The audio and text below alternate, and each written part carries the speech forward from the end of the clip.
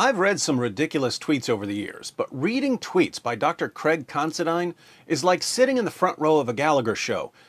If you read his tweets and didn't know that he was being serious, you'd think that he was doing some hilarious parody of a Western academic talking about Islam.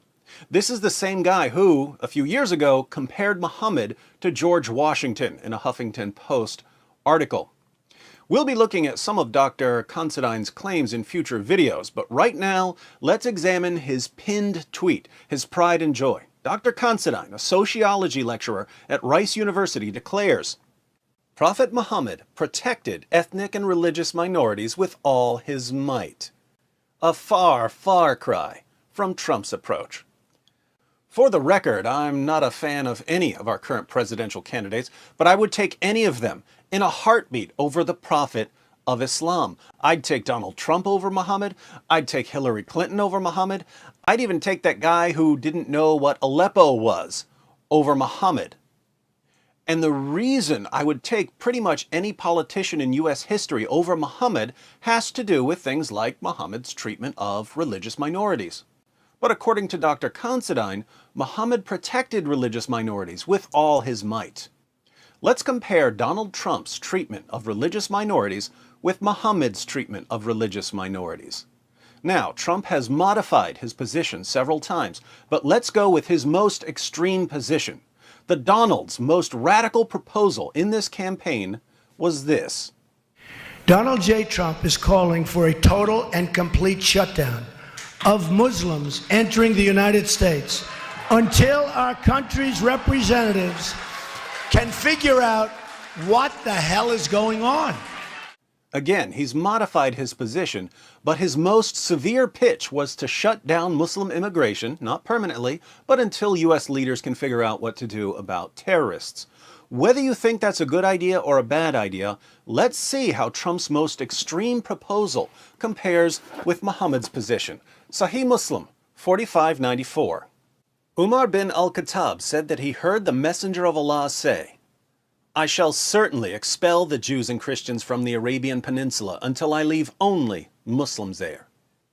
Read that again so that the message sinks in. I shall certainly expel the Jews and Christians from the Arabian Peninsula until I leave only Muslims there. Jews and Christians had been living on the Arabian Peninsula for centuries. What does Muhammad say? He only wants Muslims. Now imagine if Trump said something like that. Imagine if Trump did an interview tomorrow and said, I shall certainly expel Muslims from the United States of America until I leave only non-Muslims there. Dr. Considine would be furious, but for some reason when Muhammad says it, it's completely innocent. Interesting double standards. We'll talk about these double standards in a moment. Let's read another passage from the Cherub of Tolerance. Sahih Muslim, 126. It was narrated from Abu Huraira that the Messenger of Allah said, I have been commanded to fight the people until they bear witness that none has the right to be worshipped but Allah, and believe in me and that which I have brought. If they do that, their blood and wealth are protected from me, except for a right that is due, and their reckoning will be with Allah.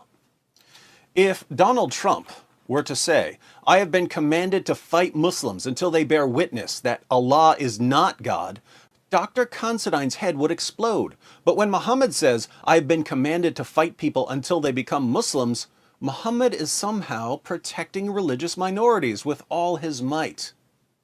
Why the double standards? What do we read in the Quran? Surah 9, verse 73. O Prophet, strive hard against the unbelievers and the hypocrites and be unyielding to them. Strive hard in Arabic is a form of the word jihad. The Quran orders Muslims to wage jihad against unbelievers and hypocrites. This is no problem at all, according to Dr. Considine. But if Trump were to say, wage war against the Muslims and be unyielding to them, suddenly words would matter. Surah 9, verse 123. O you who believe, fight those of the unbelievers who are near to you and let them find in you hardness. Can you imagine the media uproar if Trump were to say, fight the Muslims who are near to you and let them find in you hardness? But when the Quran says it, the command to fight unbelievers is somehow a command to protect them. Surah 48, verse 29. Muhammad is the messenger of Allah, and those who are with him are severe against disbelievers and merciful among themselves. Those who are with Muhammad are severe against whom? Against people who violate the rights of religious minorities? No, they're severe against religious minorities. If Donald Trump were to say, those who are with the Donald are severe against Muslims and merciful among themselves, it would be clear proof that Trump is a bigot and a racist and a hate-monger and an Islamophobe. But when the Quran says it, it proves that Muhammad was the 7th century George Washington. Why do people like Dr. Craig Considine constantly move the goalpost for Islam? They move the goalpost for Islam because they're racists. They're racist against Muslims. I know what you're thinking, Islam's not a race. I would ordinarily agree with you, but I believe in consistency, so I'm holding Dr. Craig Considine to his claim that Islam is a race. He writes, maybe it's time we move beyond Islamophobia. Let's start using Islamo-racism, because this is no doubt racism. So, Islam is a race, but as we've seen, Dr. Considine has completely different standards for white Americans and for Arab Muslims.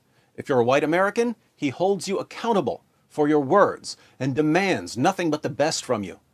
If you're an Arab Muslim, well, we can't take anything you say seriously. We'll just pat you on the head and pretend you didn't say it at all. Now, having higher standards for white Westerners than you have for Arab Muslims, holding white Westerners accountable for their words, but letting Arab Muslims slide no matter what they say. What's the word for that again?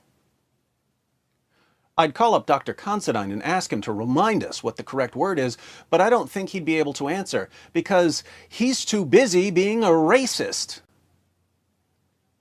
So, ladies and gentlemen, think whatever you want about Donald Trump or Hillary Clinton, but if you're outraged at either of them for anything they've ever said or done, all the more should you be outraged at Muhammad because he's said and done far, far worse. And if you're going to be upset with Trump or Clinton, but you're inclined to let Muhammad slide, be careful. You might be a racist.